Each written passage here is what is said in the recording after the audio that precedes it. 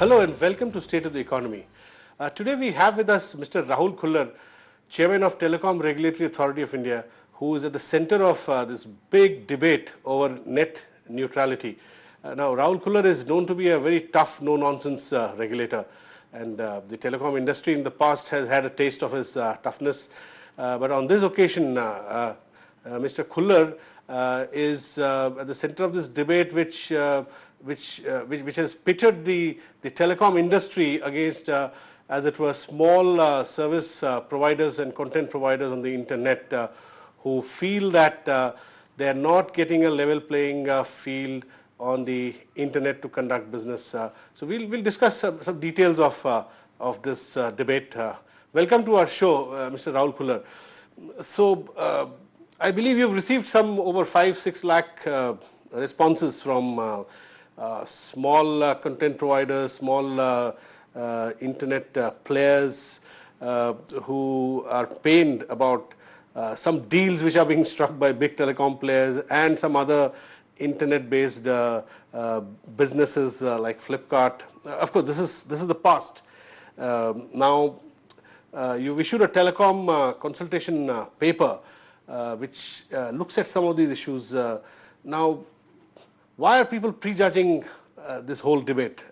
Is there a overreaction, or is there something that you would wish to clarify? Let me begin with one caveat, and then I'll turn to the clarification. The caveat is this: the consultation process is still on, and it will continue till the counter comments come in, and thereafter when the open house discussions are held. Until those discussions are over, no views have been formed and no views will be formed in the authority. We keep an open mind, we will hear everybody, and it's only after that process is complete, we shut down and then go back to the drawing boards and write out whatever we want to. The second is to issue some sort of clarification. It is certainly true that we have received a large number of things in our inbox. Let me break those up into 2 or 3 classes, if I could. In the initial first few days, there were just pure hate mail. 1.5–2 lakhs of hate mail. Between you and me, that gets us nowhere. It is not a response or a constructive response to a paper. It is just hate mail. And they assumed that you had already ruled in favor of one party. I have no, I don't wish to make any response to hate mail. Then came a string of comments, which were basically one person making the comment and then crowdsourcing it using technology with another 100 or 50,000 people. Now, yes, it may indeed be the case that there are 100,000 comments, but in effect, those 100,000 comments are the equivalent of one comment, because the 99,999 who tagged themselves on have no other comment to offer.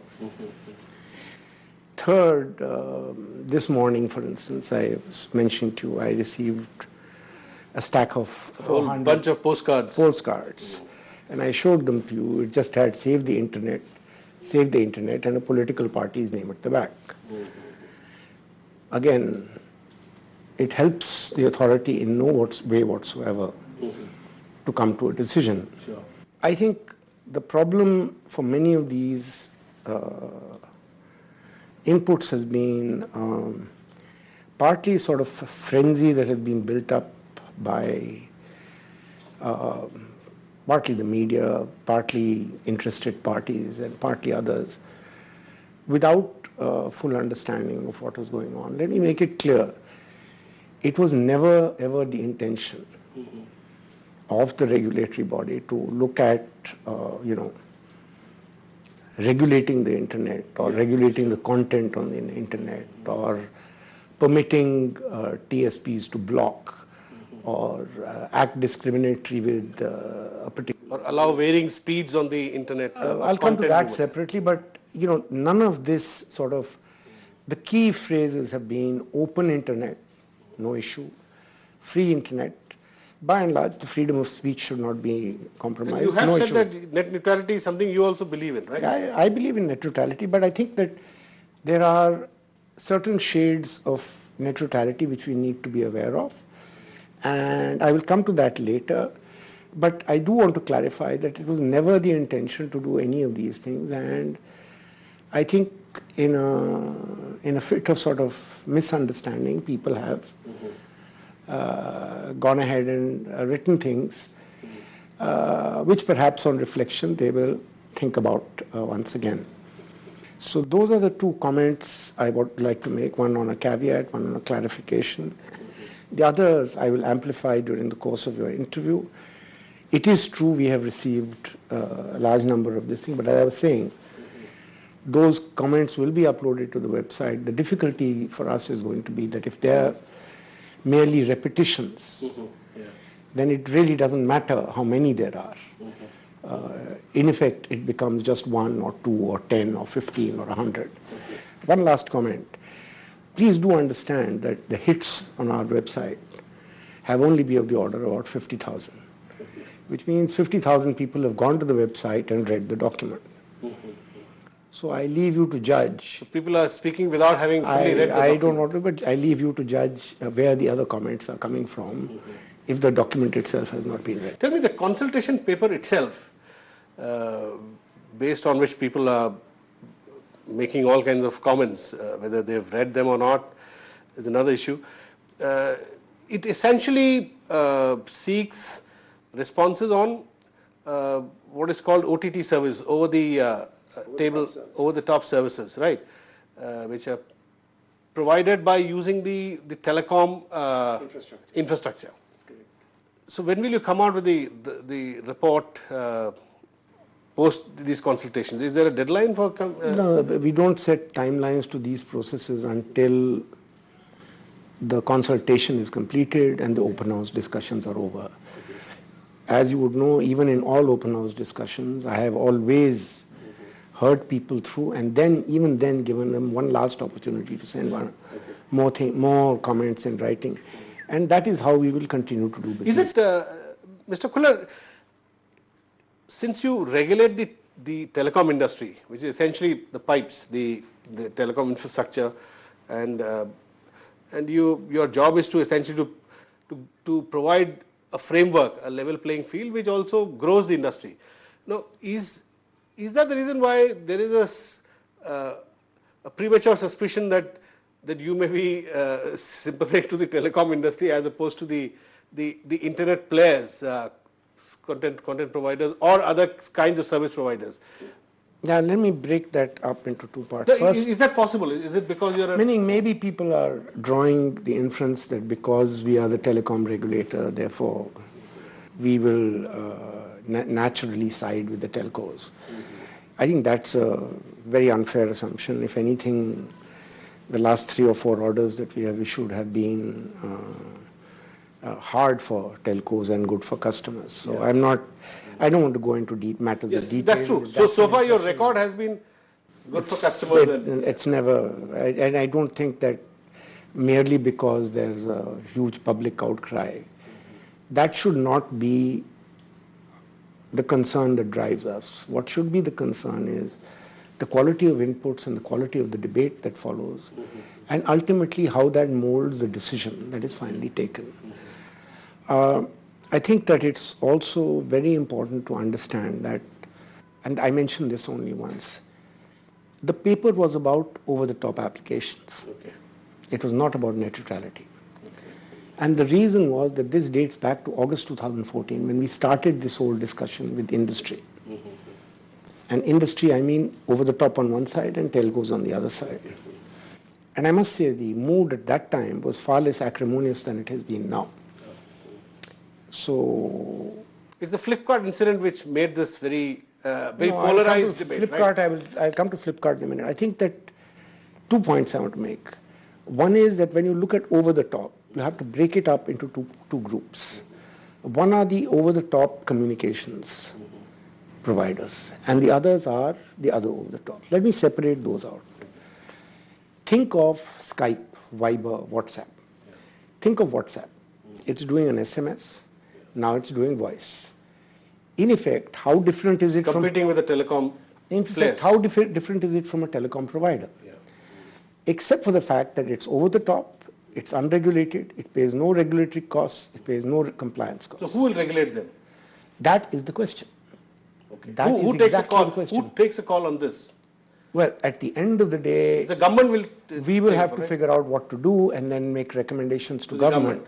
But the question will not go away merely by wishing it away. Yeah, sure. You have to be able to answer the question, what are you going to do with these applications? So you're saying that even if you don't look at it, the government will have to look at it. Somebody has to Somebody look has at to it. look at it. Second, in jurisdictions, even like France and in Germany, all these are what are called classified as electronic communications. And in all these countries, there is a licensing regime. Yes, it's light licensing. They require authorization, they require some clearances from government, but they cannot function without those clearances. Now, all this has been listed in the paper, but I don't want to prejudge what conclusion we will come to. The only point I'm trying to make to you is that the class of OTT operators who are dealing in the communications business have direct and frontal competition with the telcos and have no obligations which these guys carry. So it's not a level playing field. We have to decide as a country whether we can allow this to continue or not. So essentially, what you're saying is that this is not just the TARI chairman's responsibility. This is the responsibility of the entire policy-making establishment. That is one absolutely correct, and that is the one big issue on one side. The second is we looked at other OTTs, and the reason was not because those are directly our domain, but that if you're putting a paper out on OTTs, you should not be accused that you didn't do a comprehensive job. Okay, because that was not in your domain. We'll take a small break here. Please don't go away and keep watching RSTV. Welcome back to State of the Economy. We are speaking to Mr. Rahul Khullar, Chairman of Telecom Regulatory Authority of India, on the contentious debate that is going on around net neutrality. Mr. Rahul Khullar, you rightly said that you are looking at in your consultation paper, you're looking at OTTs in the context of their competition with the mainstream telecom players, to the extent that they are in the same space, like providing voice services or data services. Now, in regard to the broader regulation of OTTs and players in the smaller players in the internet, you were saying that requires a larger debate. That requires a much larger debate, and I will explain to you. So are you saying that too much is being read into, therefore far too much is being read into because you are looking at a very limited issue, right? We are primarily concerned with this, but it was important for us to raise the other issues. Let me give you an example. We cite the example of Uber as a taxi company and what happened in Delhi. And there are many other instances of individual applications. The point we are trying to make is that essentially when something rides on the network, it bypasses any domestic regulations. That's a fact of life. The question to ask ourselves is, are we ready to continue with this, or are we going to wake up when some accident happens? For instance, 3 months ago, you heard some comments being made about how e-commerce needs to be regulated. Not from us, you heard it from the government. From the government, yeah. And you heard that 20 departments are going to get involved in it. Yeah. That raised another debate, big controversy. Somebody else is going to raise the debate that, look, security is a big issue, and the law enforcement agencies can't get, if WhatsApp is going to do voice, how do my law enforcement agencies get it? And this is the flavor of a large number of other OTT apps. I have no solution to it, but I am willing to pose it to customers, to consumers, to everybody in India. Give us your comments. We will amalgamate them, we'll make sense of what you say. And then whether we take a decision or we send it up to somebody else to take a decision. You need greater clarity, because it is far better to plan for these things now rather than have knee-jerk responses as and when problems show up. So that's the... So essentially you're saying that you're in no hurry to come up with some quick conclusion and quick decision, and you want this this bigger issue to be examined by other stakeholders, by the government also, and then come up with a broader let me clarify policy regime. Let me clarify two things, which is why all OTTs are concerned. Please remember, the Telecom Authority is responsible for all matters pertaining to speed as part of quality of service and price insofar as it relates to tariffs. So this affects not one, it affects all OTTs. Okay? Other matters, licensing, non-licensing, authorization, regulation, interception, those come later. So, but there are many aspects on those other class which require inputs from a whole range of people. The first order of business is to get customers to tell us, clients to tell us, or popular word today, stakeholders to tell us. And then we see what we make of it. What we can decide on our own, we decide on our own. What we can't, we push up. Yeah. So in principle, Mr. Khullar, you're agreed that in principle, players on the internet should not be, whether they're big or small, discriminated against on speed and on pricing, right? Let me clarify that. Okay, let me put... As a principle, broad principle. Yeah. Broad principle, I think what I am committed to is no blocking, no throttling or degrading of individual sites, transparency in traffic management. These three are completely simply not negotiable. Okay, these are not negotiable. The gray areas, which is what is agitating people, at least some sets of people, is the whole question of price. Now, in Tim Wu, who actually coined the phrase net neutrality, is on one side of the debate, and his argument is zero price. Okay. And there are a whole lot of people on the other side of the debate, led by at least 2 or 3 Nobel laureates, who are saying, no, there has to be discriminatory pricing. Okay. Now, this debate has been going on in the US for 20 years, and if we start the debate, you can carry on for another 20 years here without any practical solution. The US has not been able to resolve this. This is not solved. So I don't think that's a particularly model way to proceed in the matter. However, understand what the OTTs are saying. The OTTs are saying, don't throttle our innovation. Don't let TSPs pick and choose who are winners and who are losers. Don't let them block. Don't let them use traffic management as an excuse for screwing us up. Meaning, these are the range of sorts of issues that they are concerned with. Remember, business, meaning there may be end consumers, like you and me, who just use the cell phone or something like that. But there are others who have websites who are as much consumers and producers. They produce services and they sell them to other consumers on the other end of the market. They could be B2B, B2C. Correct. Yeah. Now those guys are looking at it primarily as a business opportunity. As are people on this side. The telcos are looking at it as a business opportunity. So there it's a pure B2B sort of problem. So the essential, Mr. Khullar, the principle as I understand is that the whole regulatory framework, whether you are doing it or whether some other agency appointed by the government is doing it, is to not to throttle innovation. That's the, if I understand correctly, that's absolutely correct. One line, right? And there's another aspect to this debate, which, Mr. Khullar, I'm afraid not many people are talking about. In India, 900 million people are outside of the very framework of the internet. Now, when you talk about digital inclusion, which is also part of the larger mandate of policy as well as regulation, where are these 950 million people in this debate? Sometimes there are some critics who say that it's, at the moment, it's a debate that's going on between the internet haves and the internet wannabes, who are also in this pretty much the similar category. I was at a conference last week where somebody made this comment that the internet is turning out to be the great non-equalizer. And the sympathy was, the sentiment was exactly yours. Let me make 3 points. One is, rural teledensity is 40%.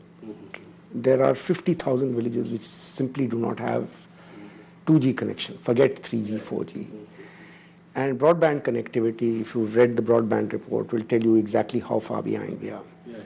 Bottom line, if you're going to reach out to 900 million people or a billion people, and that's part of the national telecom policy, that is a part of the new government's policy for empowerment as part of Digital India, you need investment in network and upgradation. And that's the problem. That is the argument that the telcos advance. I have not given you any argument so far what the telcos say, but this is the argument which the telcos advance, saying, why should I roll out if I'm not making enough money? Now, this is their argument. It has its place, just as the arguments on the other sides have their place.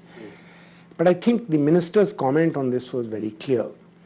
He spoke to the Economic Times a week or 10 days ago, and basically said two statements. The first statement said, I am all for net neutrality. And in the tail end, he said, however, we have to look at outreach to $1 billion, 2 billion customers. Now that exactly captures the dilemma that you are describing, that look, on the one hand, there are these 100 million who have, let's say this thing, or 200 million who have wireless and broadband connections, and 1 billion who don't even know what this damn thing is. It's about. So it's a bit like having perfect net neutrality among 200 million people, with some 900 million not even aware of what's going on. That's one scenario. Or do you have this debate? I'm for net neutrality. I would say it upfront, but I also feel that we need a more nuanced debate. If debate were to be this very debate were to be held amongst, say, 900 million people, it would have been more worthwhile, right? And can I ask you, in this context, in the US, for instance, there is near 100% penetration wireless. There is near 100% landline, and there's near 100% through cables, satellite, etc. And after that, after having created so much fundamental inclusion, they are still going through 10 years, 20 years of debate. I wonder what path will India follow? I mean, I'm just a bit puzzled. Yeah, I think the answer is this. I think the US circumstances should not be transposed on India. We need to devise something on our own. And you cannot blindly follow either the US or the UK or any particular country. At best, you need to look at them for what I think are some experience, what you consider to be good practices. Second, please ask yourself the following problem. Supposing there are 100 million guys who've got broadband right now, and 900 more million join the queue, and infrastructure stays the same. Exactly. What's going to happen? It's like a choking roads. Yeah. It will be exactly like a choking. The system will break down. The system will simply break down because there will not be enough bandwidth, and the only consequence will be much, much slower speed. So who brings the new investments here? That you come back to that same question. So if you're going to talk, if it is a policy goal that you have to talk about 900 million people, then you cannot dodge the investment question. You simply cannot dodge it. The second part of the problem is that when you are looking at it this way, you cannot afford to say that I will let the TSPs do whatever they want under the garb of or the excuse of making revenue for investments. That's not acceptable. Third, what then are the general principles or rules that we can devise? Some middle ground. That middle ground may be much closer to what the net neutrality guys have in place or want than it is to what the telcos would like. Sure. But even if we are going to get there, we have to go through this discussion. You have to go through discussion. Yeah. Second, my experience and very much wiser man once told me that when you take an all or nothing approach, you end up getting nothing.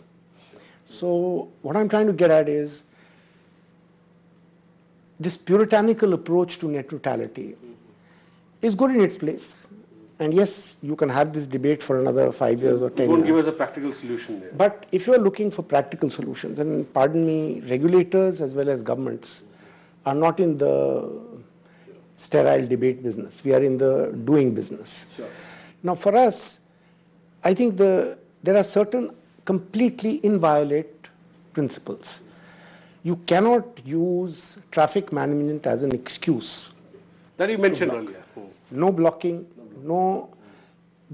Many of these principles, the moment they are accepted, a lot of the heat will die down. Essentially, so you're saying that the debate has to be nuanced. Then you come to, all right, once these are settled, all right, now we come to the gray areas. What is permissible, what is not? Example, zero rating is permissible. It's been permissible in the US, in Germany, everywhere.